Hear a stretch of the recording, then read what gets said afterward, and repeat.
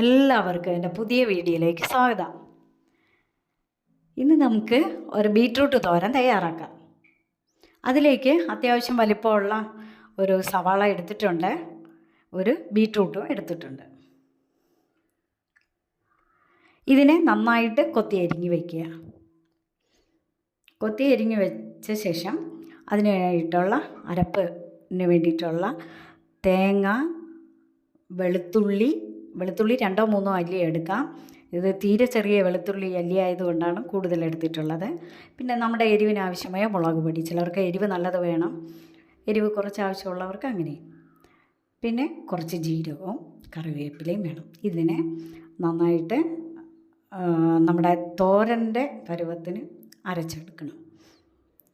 അതിനെ ഈ അരച്ച് മാറ്റിയ ശേഷം ഇത് തയ്യാറാക്കാൻ വേണ്ടിയിട്ട് നമ്മളൊരു പാത്രം അടുപ്പിൽ വെച്ച് ചൂടാക്കണം. നല്ല ചൂടായ ശേഷം അതിലേക്ക് വെളിച്ചെണ്ണ ഒഴിക്കുന്നതായിരിക്കും ടേസ്റ്റ്.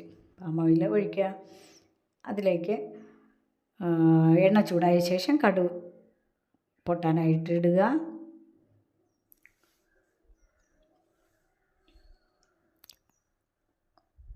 കടുക് പൊട്ടിയ ശേഷം ചുവന്നുള്ളിയോ ഈ അരിഞ്ഞു വെച്ചേക്കുന്ന സവാളയിൽ നിന്നോ കുറച്ചെടുത്ത് അതിലേക്ക് ഇടുക.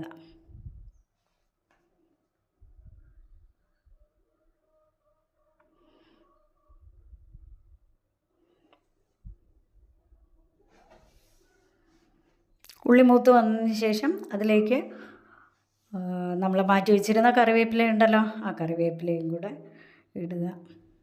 ബീറ്റ്റൂട്ട് തോരൻ വളരെ ടേസ്റ്റിയാണ്, അതുപോലെ തന്നെ ആരോഗ്യപ്രദവുമാണ്.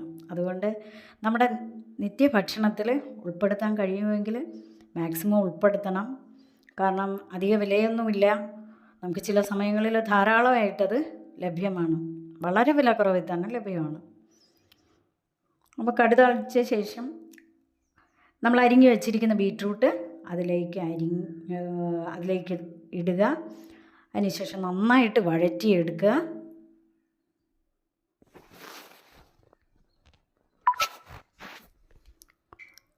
വഴറ്റിയെടുത്ത് കഴിയുമ്പോഴേക്കും എല്ലാ ഭാഗത്തേക്കും എണ്ണ ആയ ശേഷം അതിനെ ഒരു മൂടി കൊണ്ട് അടച്ച് വയ്ക്കുക.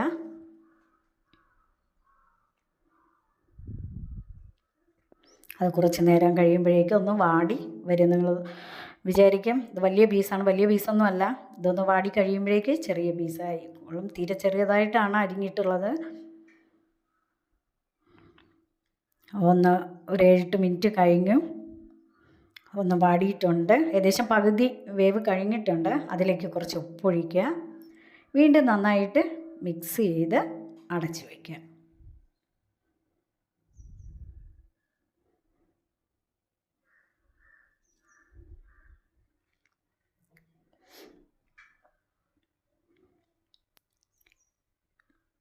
ഇനി നമുക്ക് അടച്ചു വെച്ചത് ഓപ്പൺ ചെയ്ത് കഴിഞ്ഞ് ഏകദേശം നമ്മുടെ തോരനുള്ള ബീറ്റ്റൂട്ട് വെന്ത് കഴിഞ്ഞ് ഇനി അതിലേക്ക് കുറച്ച് കറിവേപ്പില ഇട്ട് അതിൻ്റെ മുകളിലേക്ക് നമ്മൾ നേരത്തെ അരച്ച് വെച്ചിരുന്ന അരപ്പ്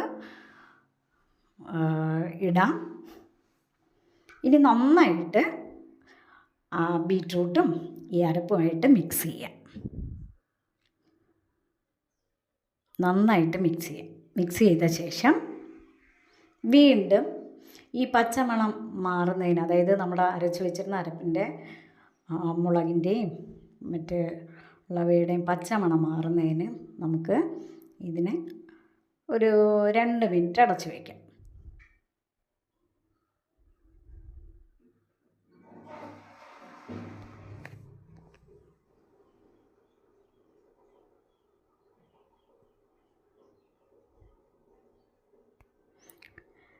അടച്ച് വെച്ച് തുറന്നു കഴിഞ്ഞ് ഇനി നന്നായിട്ട് ഇതിനെ ഒന്നുകൂടെ ഓപ്പണായിട്ട് വെച്ചുകൊണ്ട് തന്നെ നന്നായിട്ട് അതിനെ മിക്സ് എടുക്കുമ്പോഴേക്ക് അതിൻ്റെ ആ പച്ചമണമൊക്കെ മാറി നല്ലവണ്ണം തേങ്ങയിലേക്ക് കളറൊക്കെ പിടിച്ചിട്ടുണ്ട്, നമ്മുടെ അരപ്പിലേക്ക് കളർ പിടിച്ചിട്ടുണ്ട്.